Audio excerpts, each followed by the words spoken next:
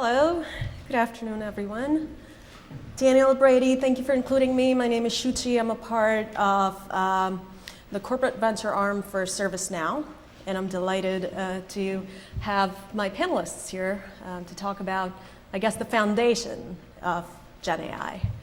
With that, maybe we'll kick off with a round of intros and tell us a little bit about why is this topic important to you, and just to set the context for the audience. Do you want to start? Yeah. Hello, my name is Hikari Senju. I'm the founder and CEO of OmniKey. OmniKey generates personalized ads at scale. We are optimize advertising performance using generative AI to generate creative, get insights on an automated basis, and optimize those ads. And so autonomy in terms of the marketing stack and the advertising stack has always been part of our vision. And so agents are a very integral part of our product development. We've actually announced an agentic product for our customers to drive better efficiencies for our customers in terms of cost, and also ultimately an agent that's running 24/7 is a better performing, better resulting, safer system than the system of 60 designers all trying to juggle creative briefs and try to orchestrate these campaigns with marketing directors. And so, so it's always been part of our vision, and it's a very exciting time for us because now the technology is here, especially with the advancements of O1 and just the rapid advancements in this space. And I'm really excited to talk more about this. Awesome. Excited to get into the details. Angela? Hi, my name's Angela Hoover. I'm the co-founder and CEO of Andy. We're building an AI search assistant for the next generation. So we give direct answers to questions and then have a visual feed of results. And we went through Y Combinator, their W22 batch. And I'm super excited to talk about this topic too. I think, we've been building and sort of standing on the shoulders of giants with larger companies rolling out foundational models. And we actually use foundational models to answer all our questions, to do summaries on search results. So, and then I think to Hikari's point, I'm super excited about agents too, because I think we're just getting started. We're at the forefront of agents starting to deploy in our world, and it's going to transform everything. So excited to talk about it. Awesome. And good afternoon. My name is Marlon Hardy. I am the Chief Digital Officer globally at Stage One Ventures and also at Worldwide Technology. And my background is in infrastructure. So I look at AI kind of the way Daniel brought it out. Yes, we have all of these multimodal nodes and apps that we're building, but they're dependent on infrastructure. And so we'll talk a little bit about how that infrastructure is being scaled, the financial models that are involved in that as well. I'm super excited because my background is mostly in telecoms. So we think of telecoms as the phones that we answer. I don't. I think of the telecoms as the connection to life. Mm-hmm. So as we see ambulances going down the road, tomorrow those will be non-human driven vehicles. Think of all the data that's in those vehicles. Think of the space exploration. All of the nodes that we're building affect life, but they need connectivity. So I look at it from that angle, and I'm super excited to be here today. Yeah, wonderful. Thank you again, everyone. Just out of curiosity, how many of us are actively either investing or building in AI? And how many of us are exploring and still trying to make sense of it? Okay, cool, awesome. Well, so our topic for our conversation is foundational models and agents. Can each of you, from your own vantage point, just kind of explain to us why are foundational models important and the foundation, and perhaps some examples of how each of you are leveraging them in your companies, in your... Angela, do you want to kick us off? Sure, yeah. Well, we've been using foundational models since 2021. So it's been a while for our company, Andy. And I think the first one we actually used was GPT-3. So foundational models, it's basically a massive LLM, and it uses existing data to create new data. So an LLM goes out and scrapes a bunch of content online, and that's how it can predict the next word in a sentence. That's how I kind of see what a foundational model is. Mm-hmm. For Andy, foundational models are really important because it allows us as a small startup to actually use larger companies' foundational models. They cost a lot to build out, and so we can query an API to actually leverage that model. Now, I think that there's something also that's really interesting is there's a difference between a foundational model and then smaller fine-tuned models. And that's starting to become something that startups are leveraging too. So I think that there's a lot of cool foundational models coming out. From my mind, the one we first started using was GPT-3. Now that's sort of like a race between OpenAI and Anthropic. And I know Claude Sonnet 3.5 is kind of the state-of-the-art foundational model right now. Great. Hikari?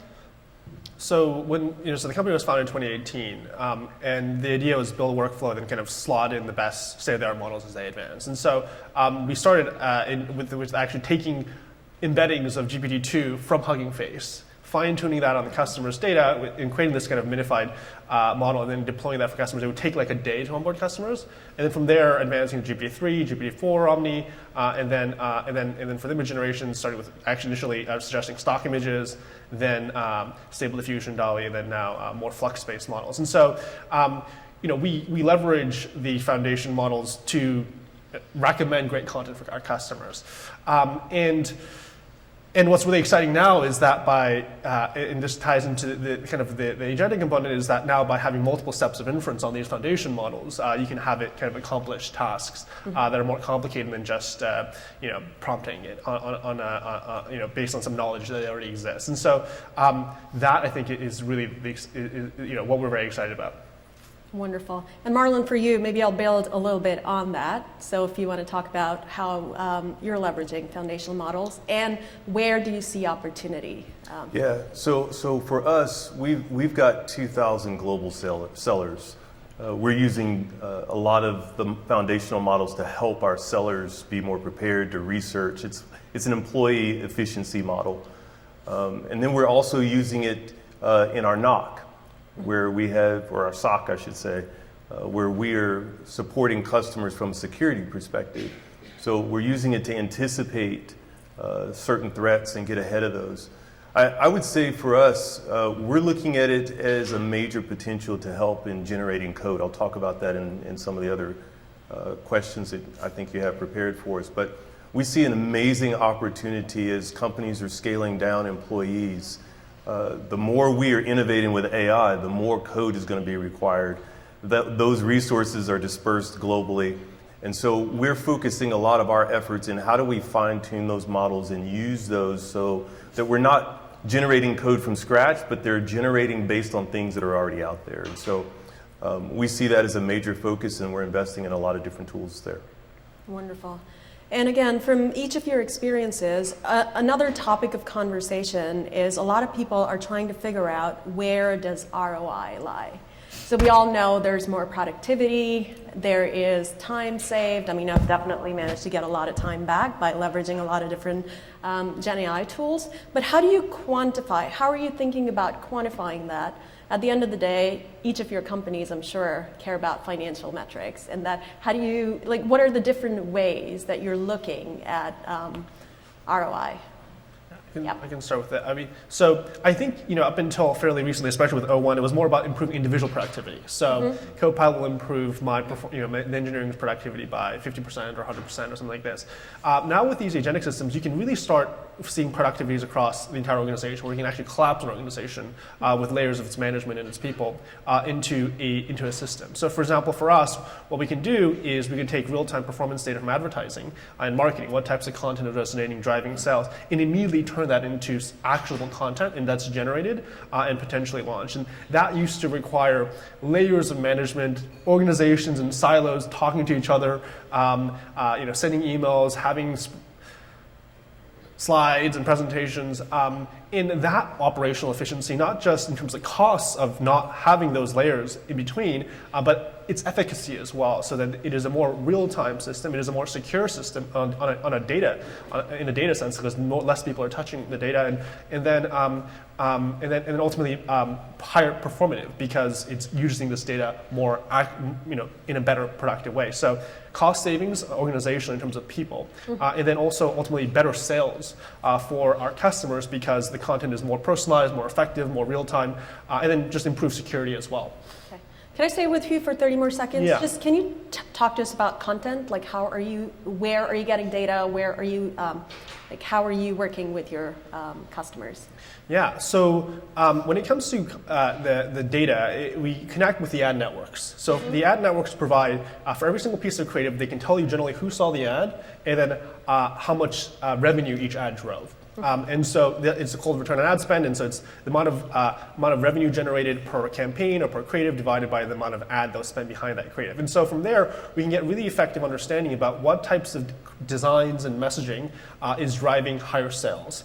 Those insights can then be used to automatically generate prompts that then generate creative briefs, generate images, generate a copy, and actual strategies and action plans for that organization to say potentially be like, I want to shift advertising budget from say Meta to LinkedIn or LinkedIn to Reddit because it's driving higher performance. And so you can really generating strategic content as well as actual end consumer content, whether it's images, product photos, as well. And so what we do is we generate a creative brief with product photos they can use in their campaigns, templates that they can run and launch, and copy as well as an action plan. And that's an example of some content that we're generating based on this data. Cool. Angela, maybe? Yeah, I think it's a good question because as Daniel pointed out before, there is a lot of money being poured into the infrastructure layer of AI right now, and it costs a lot to run. And so I think that right now we're seeing that there's starting to be a return on investment at the infrastructure layer. Companies like AWS and cloud providers like Azure, they're starting to now make money off of startups who are leveraging their technology. My hope is the return on investment is going to shift into the application layer, which is where Andy lies and plays, which is small startups that are starting to leverage and build off of these foundational models. So, and then I think you made a really good point additionally that the return on investment for the user is time saving or summarization or anything that can help make them more productive.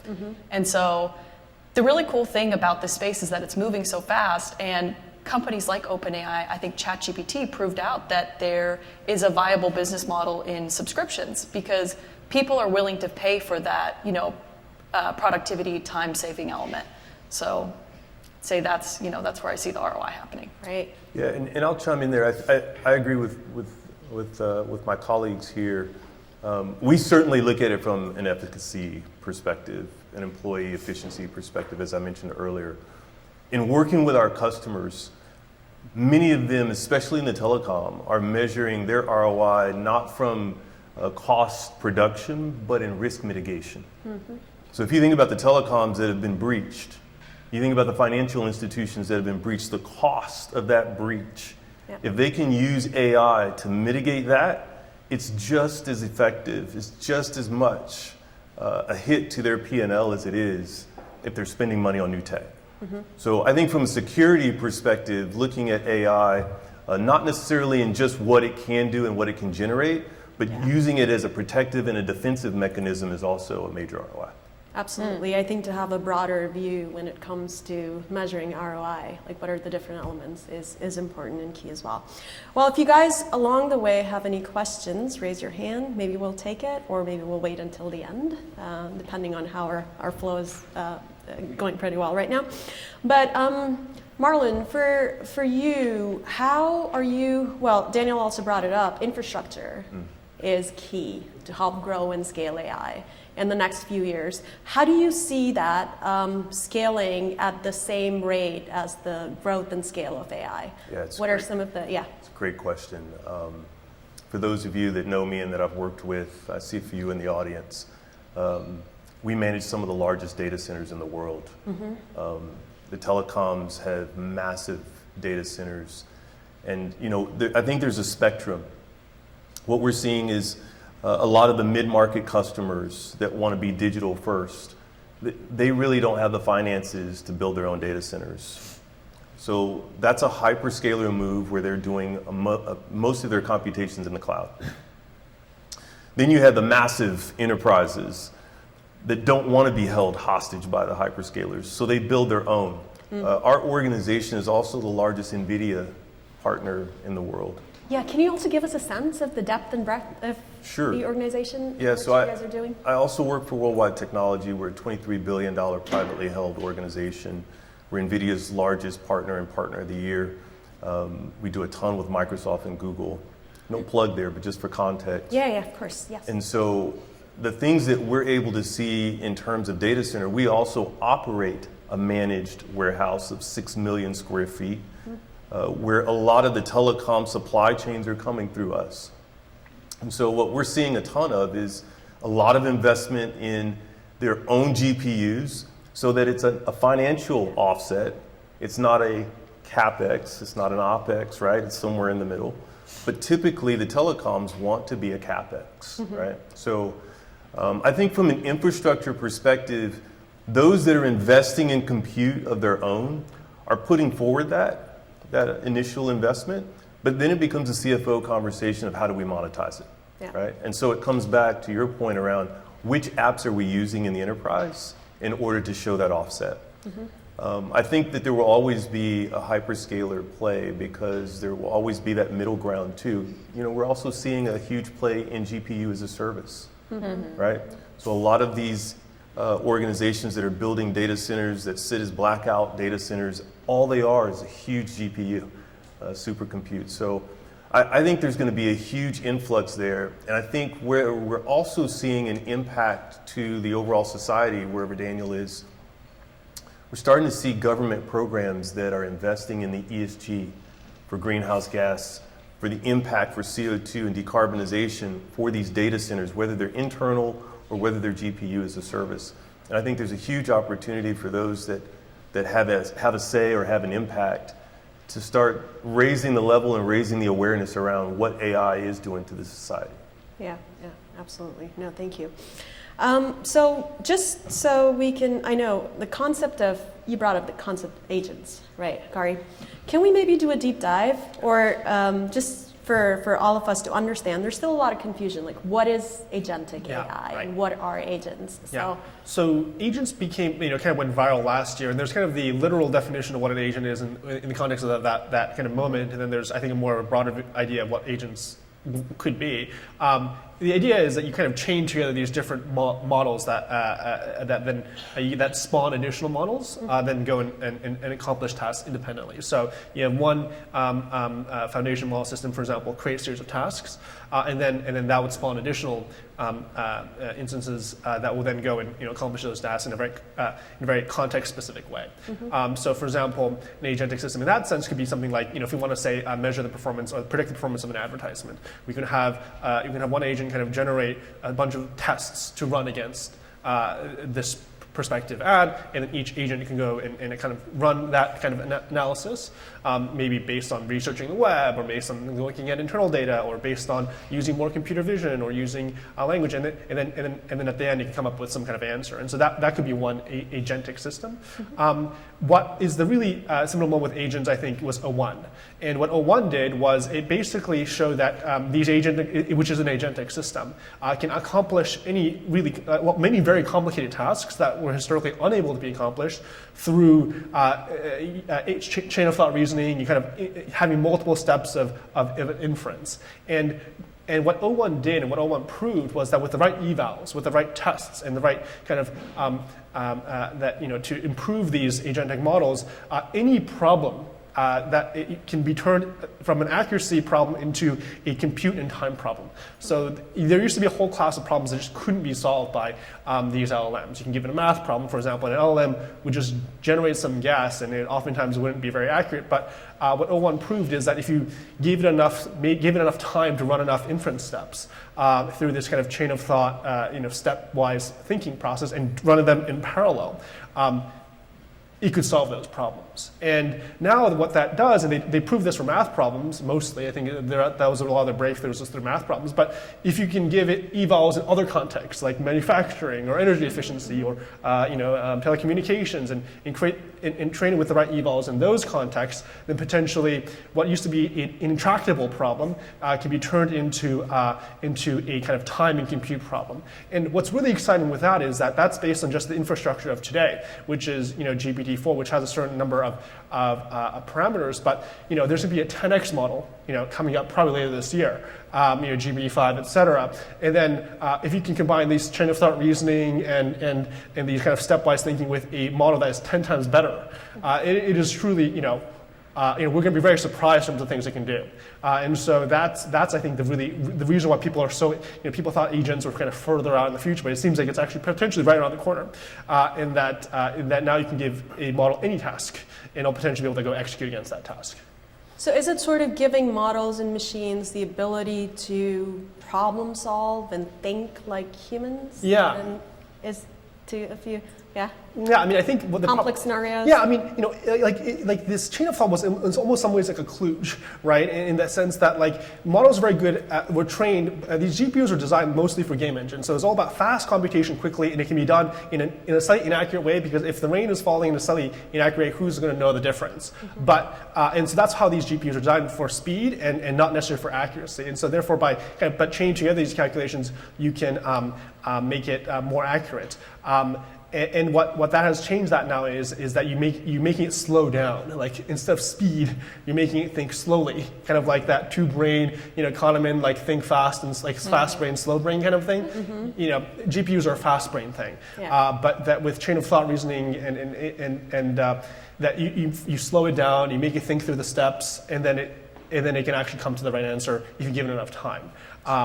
And so that's really, I think, the thing about this current generation of agent system is it turned an accuracy problem into a time problem, which then is then could, because for example, if you're running ads, it doesn't need to be real time necessarily. You can think about it in a day and then come up with a plan and execute that plan. It's still running 24/7, which is not true for most employees. Okay. Angela? Yeah, I mean, I would love to add on to that. I think that you gave some really great examples of how agents are actually massively affecting and can scale up enterprise businesses and take a lot of this, these previously labor-intensive tasks and actually hand it off to an agent. I'll give you guys a consumer example. So the way that I imagine an agent is that an agent is like an assistant. So I can give an assistant a task. It will go out and try to pull, to your point, that information it needs to be able to perform the task.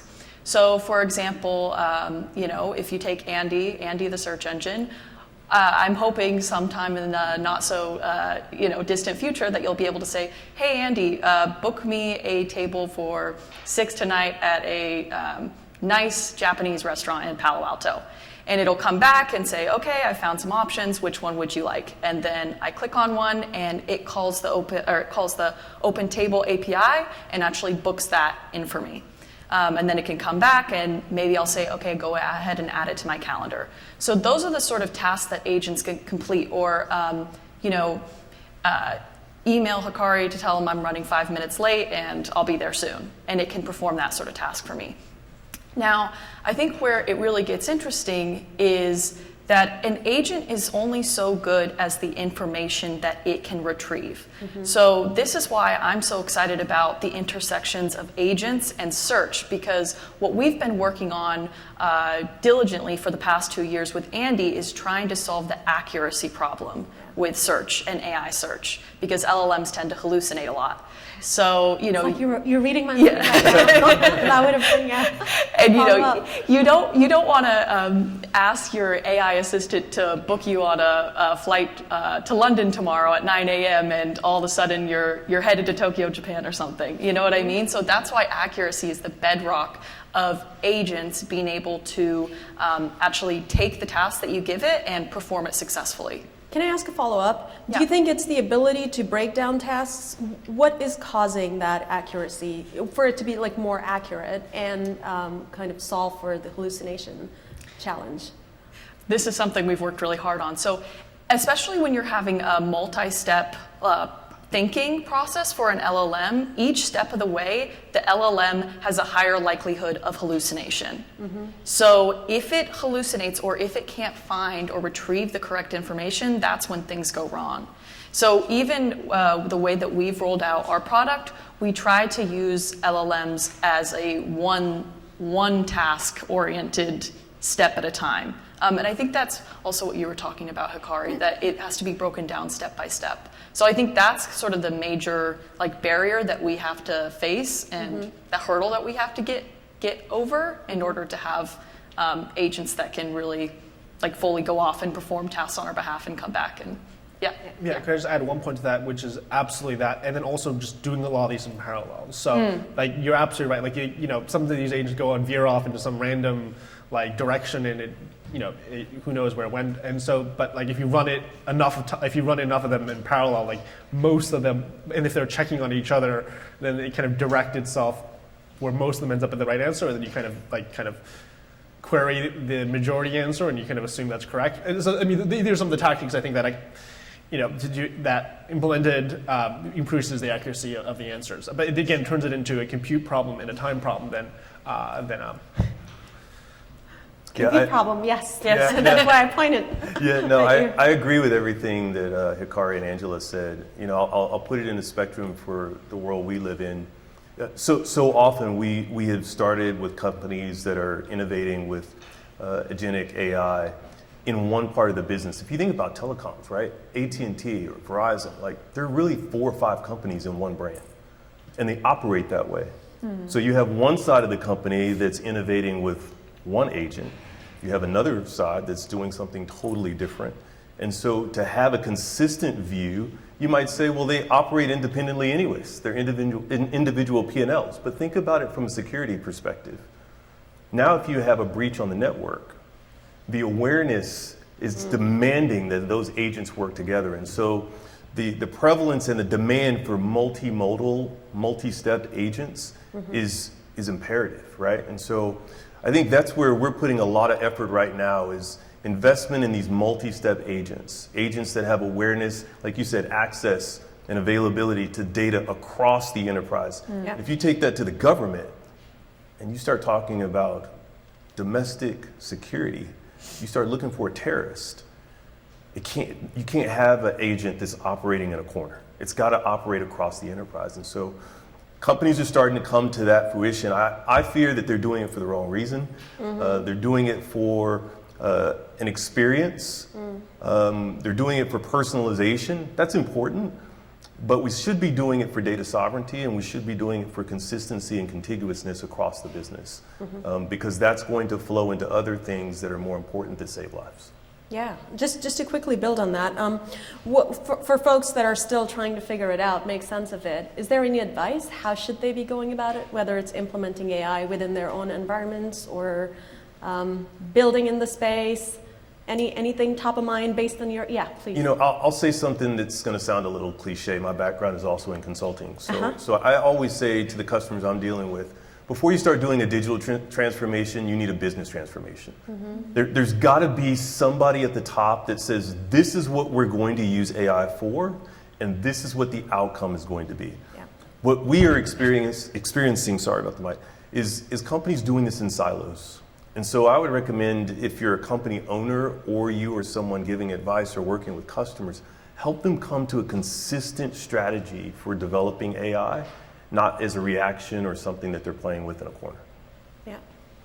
Hikari or Angela, from your experience, anything that you're working maybe with your customers, any top of mind things that?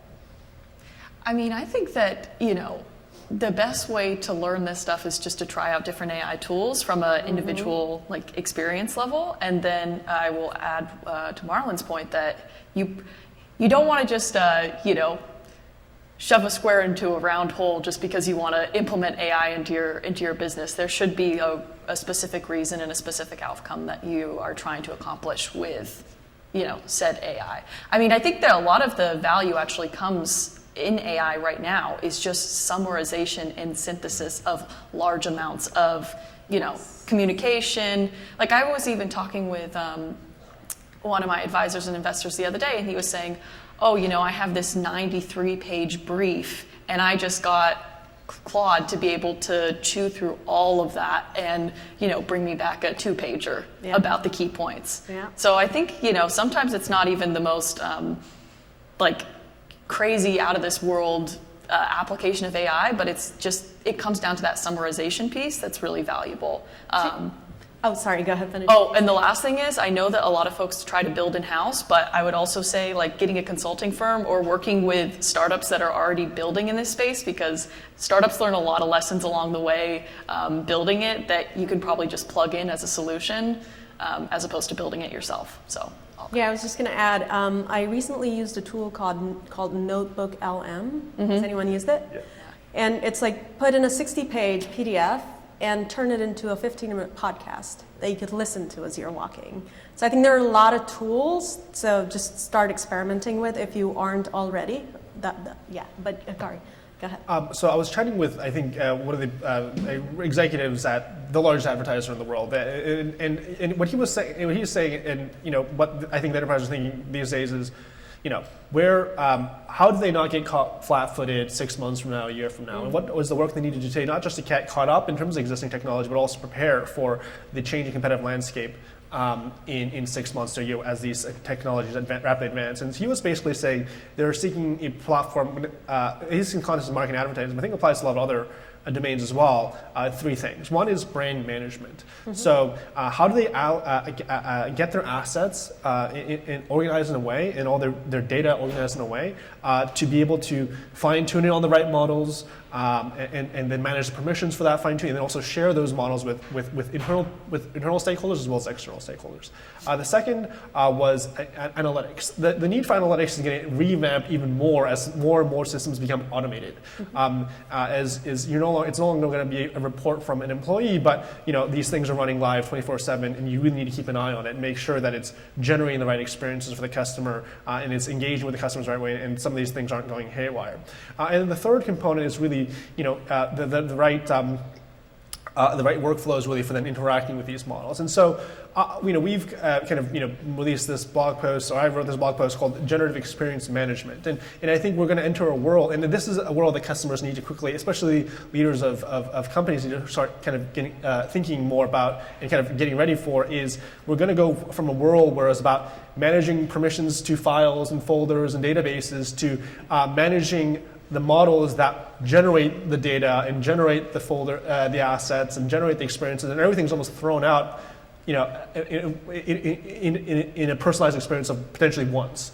And so so these companies need to start thinking about how do they build those systems in place to prepare for a world as their competitors are going to be generating these experiences on the fly in real time, developing deeper connections with customers. I mean, imagine the personalized experiences that consumers have today with, say, their artificial AI girlfriend app or AI boyfriend app, right? And we had some news recently that the true deep connection that consumers feel, that is going to happen for enterprises. Consumers are going to develop a deep interaction with brands, and that is the power of these models, that they can develop these deep connections with brands like they have with their AI boyfriends and girlfriends today. And so, if your competitor is suddenly developing those kind of relationships and you're not ready to, that's a tough situation to be as a business. And so I think, for the leaders of companies, I think that's really how do they orient their company, their data properly so that they can take advantage of these opportunities as it becomes more doable and not be caught flat-footed. Awesome. Well, I know we have 10 minutes. I have a few more questions I can continue, but I want to be mindful if there are any. Go ahead.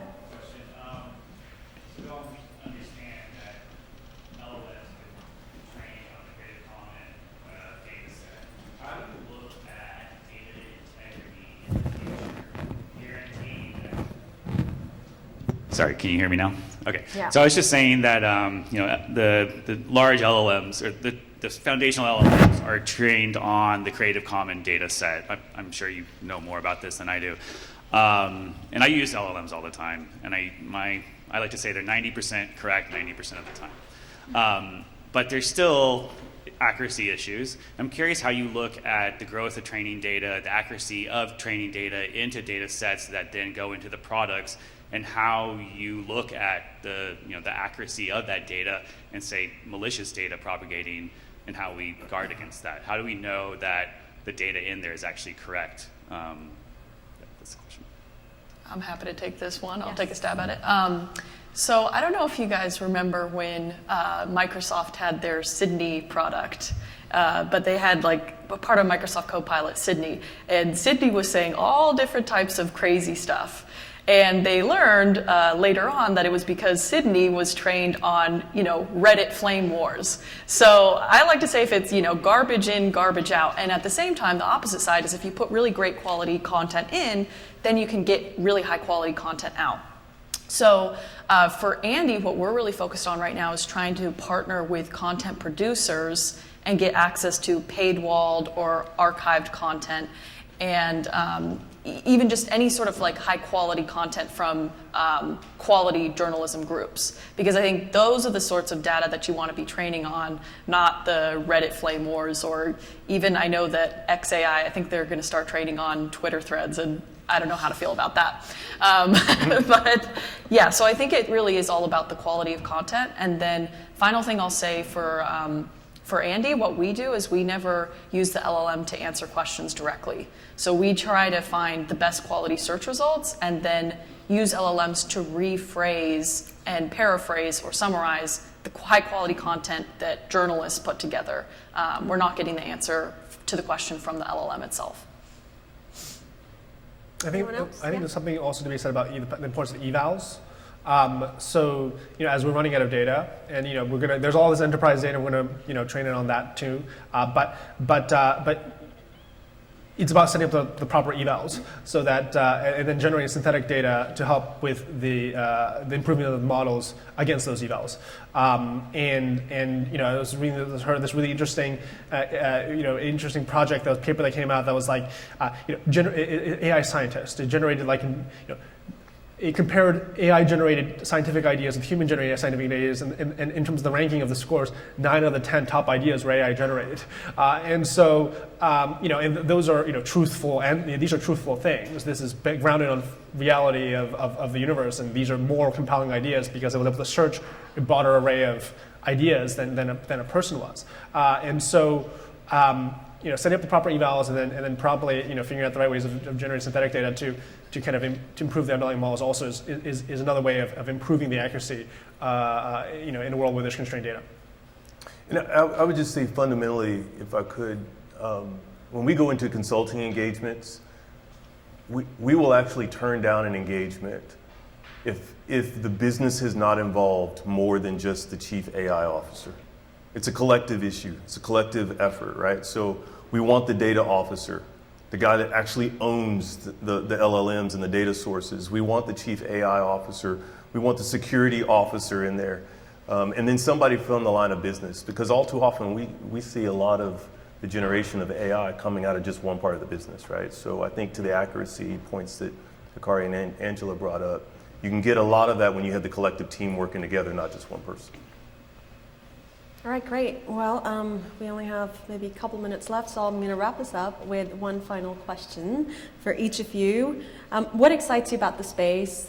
Where are you seeing, what are the areas of research that and where do you see the next 2, 3, 5 years?